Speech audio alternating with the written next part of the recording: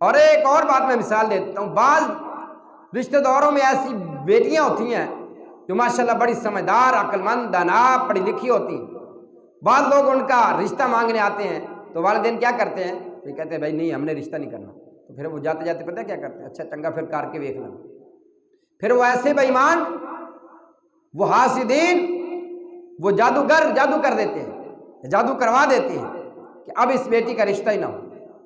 ہم نے کئی مرتبہ دیکھا ہے، پھر اس کے والد کے ذہن پر ایسا جادو ہوا کہ وہ ساری زندگی بچیاں یا بچے بیٹھے بیٹھے بوڑھے ہو جاتے، لیکن اس کے والد کے سامنے جب بچوں کا رشتوں کا نام لیا جاتا ہے تو وہ ناراض ہو جاتا ہے، وہ جھگڑا شروع کر دیتا ہے، گالیاں دینا شروع کر دیتا ہے۔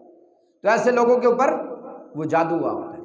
تو وہاں میں نے دیکھا، واللہ العظیم وہاں میں نے دیکھا کہ ان کے سارے بیٹے بوڑھے ہو چکے تھے، ایک کی بھی شادی نہیں ہوئی، اور بیٹیاں بھی بالکل بوڑھی ہو چکی تھی، ان کی بھی شادی نہیں ہو رہی تھی۔